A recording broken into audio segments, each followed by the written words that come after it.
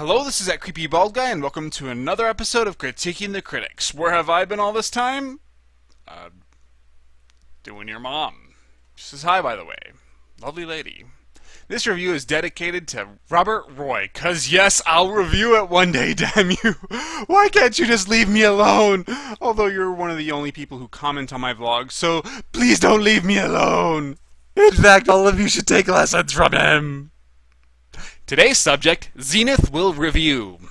The man of seemingly 1,000 web shows. You have home movies, The Gamer's Code, A Year in Gaming, Let's Plays, Project Disney, interviews, unboxings, Disney debate, Attack of the Zenith Zombies. I'm pretty sure he even does Critiquing the Critics, which begs the question, who the fuck am I? And if I know what begging the question means, why did I use that phrase incorrectly? And where did this facial hair come from?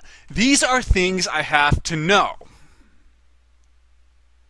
What was I talking about again? Zenith initially requested that I cover 3 of his many children, Project Disney, home movies, and A Year in Gaming, but there just weren't enough episodes, and the few we got had very inconsistent formulas. I was going to talk about how his home movies web show was comprised of his own original footage, spliced in with some clips of the subject, but then he came out with a new episode where he spoke over clips of the subject, just so contradictory that it might have broken my own formula for reviewing the people in the process. You might not be able to tell without seeing me, but I am right now hissing, so this review is kind of silly. And when he isn't just failing to make up his mind whether he wants to be in front of the camera or in disembodied voiceover, he'll just get bored of his web shows and move on to something new, leaving those who actually liked said web shows with a severe case of blue balls. If you aren't going to wait until ejaculation, you might as well not start at all. Whatever that means. How can I be expected to cover Zenith when he refuses to stick to any kind of format? Ugh. I guess the only solution is to cancel this episode and wait until Zenith develops a more consistent formula. Because if he did, well, then I could say, Project Disney is a web show dedicated to figuratively exploring the Disney Vault. Will Zenith discover the frozen head of Walt himself? No, but he will review Snow White and the Seven Dwarves. And that's just gangsta, yo! Zenith is an information kind of guy, and he deserves lots of hugs and kisses for being one of the very few people to successfully balance a history lesson and critique within a 25-minute video, without being too much of one or the other. I don't think audiences were quite ready for some of the elements of the original story. The Great Depression was in full force at the time, and audiences simply needed something happy to get their minds off of how bad the economy was. Disney took the important parts of the story, lightened it up a bit, and gave audiences the happy ending they so desperately needed at the time. He goes into the backstory and explains dilemmas which often accompanied the early projects, but he also delivers a finely crafted critique, giving earnest praises while not being afraid to bring up the flaws. Unfortunately, I did notice one flaw with the animation while I was watching the film for this review. There are many parts of the film where the lip flaps simply do not match up with what the characters are saying. It's not too distracting for the most part, but there are 2 specific scenes where Snow White is singing with her mouth completely closed, and that really does take me out of the film. I think a lot of the problem rests with the technology at the time. In the 1930s, the sound of the film was recorded first, separately from the animation. After everything had been recorded, the characters were animated to match with the sound. I like that he explains why something works or fails, instead of just saying it works or fails over and over again using different words. I'm looking at you, AVGN bigrigs of you. My facial hair was offended by the awfulness of that video.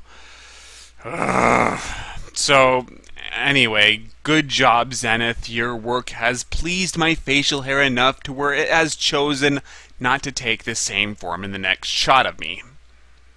Other web shows like A Year in Gaming, which covers games, and Home Movies, which covers movies, don't spend so much time on the subject's history and jump more or less into the critique right away, which of course is unchanged in terms of quality. Everything else is kind of vloggy, which is another word for me saying I don't watch them. The facial hair never lies. days. But if any of these subjects interest you and you don't mind an hour-long running time, then go ahead and give them a look. But I can't say any of that because this review is cancelled, since he'd likely release a follow-up episode that is totally different in format, making my review seem stupid and obsolete. Which means I also can't say Zenith's actual delivery of said info is, well, better than Iron Liz's? He's got the right voice for this line of work, and he is a master at enunciation, but he sounds like a teacher who is just listing off facts that he's all too familiar with. He also speaks kinda slowly, which emphasizes the clearness of his voice while also dragging down the pacing of his video. I liked what I liked when it came to his performance, but I feel he needs to inject a shot of energy into his words. As for the humor, there isn't any other than occasional reference. I don't need comedy in every video, though. I just think Zenith needs to spice up the denseness of his critique. A more lively reading of the lines should be enough. As for the technicals, the editing is really good. The audio is clear and the video is very expensive looking. I want this camera. The balance of borrowed and original footage varies from video to video, but the quality never takes a dive, although it might in his next episode because he could never stick to a fucking formula. Speaking of which, have you seen his new Halloween episode? Pretty good analysis, but once again, there's a different presentation, contradicting what I said earlier about the look of his videos, making my review already feel dated, and it hasn't even been finished yet. Ugh. And what is with these intros?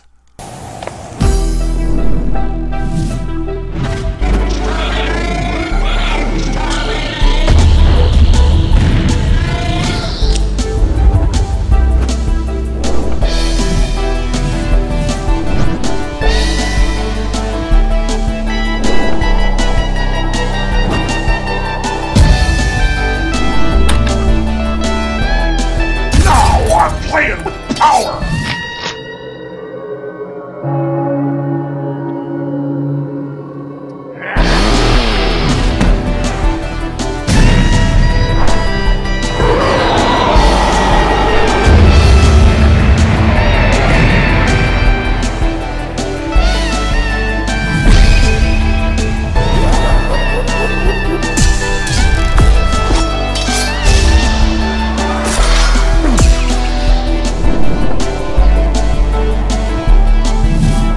This was a compilation of all his openings, which can be found in his Meltdown introduction video. They're so freaking amazing and totally inappropriate for this kind of web show.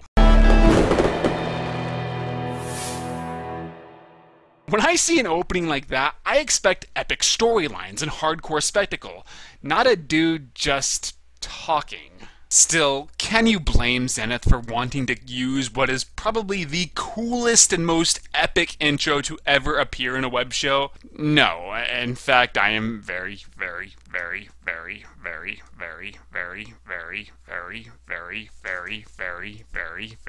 envious. I am willing to kill for that intro, Zenith. I hope you know that. The presentation in general is pretty exceptional when Zenith wants it to be. I love the background posters and props. Very professional looking. So back to the Triforce, he gets a fat, whopping, erect arrow because these production values are awesome! Please start learning to stare into the camera though. Looking off to the side is kinda distracting.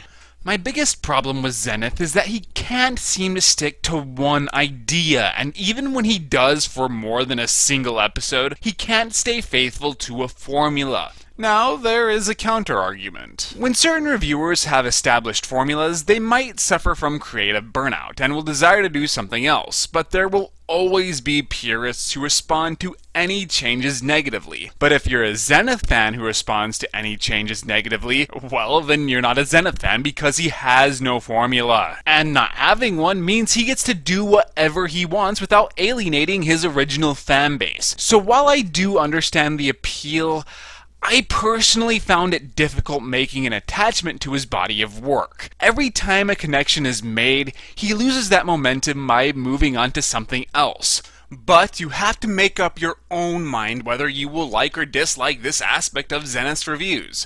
Boy, I'm not really in the mood to do this, but gotta keep that filming going. Alright, what do my notes say? Okay, this is the part where I draw attention to how I've obviously gotten a haircut while making this apparent continuity error look like an intentional joke while I say my line.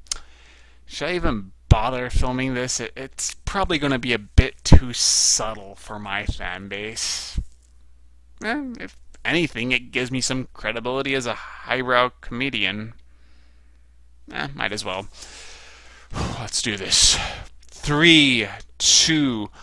I prefer my reviewers to be a little bit more consistent. After all, if I am anything, it is a man of consistency. Snailed it! I am such a highbrow jokester. I gotta take a dump. But I also can't deny that Zenith Will Review is pretty good at what he does. When I break down every aspect of his videos, he is more successful than not. He's an above average talker, an exceptional critic who knows his shit, although I am still trying to figure out how being an expert on one's own feces benefits their work. And he's a solid editor with excellent equipment to work with, so I'm going to give him a 2.5 out of 4 stars. Although Attack of the Zenith Zombies, totally a 4 out of 4 star show. Too bad it only exists within my head. La la la la. And too bad I had to cancel this video because I don't know how I could review a web show where the formula changes every single episode. But if this review did exist, I would direct you to his YouTube page where you could see all of his works before reminding you of my website, where I do plenty of written reviews, my tweets where I'll list my next victim, and Facebook where I have taken to reviewing gay porn, aka WWE wrestling. Then I would say that my name is Martial Horror before reminding you that those who cannot do, critique, while music plays in the background and it cuts to black, where I will promptly inform you that all clips belong to their rightful owners, and thank you for your patience for waiting so long for this video to come out. But this video is cancelled, so I can't do any of that. Anyway, thank you for your patience. This was a very difficult episode to make. I've been filming it for like a full month now, which is why my hair and facial hair have changed so frequently. I promise I'm going to work hard to get another episode out within a month. Hopefully tops, because I don't have a whole lot planned for it. I've already begun the writing stage and there's nothing really elaborate. It should be relatively short. Otherwise, I can't guarantee Critiquing the Critics will continue until I move, which should be in January. I have the apartment set up, but a room needs to clear out. So once again, thank you for your patience. You're the best fans I could possibly ask for, and bye.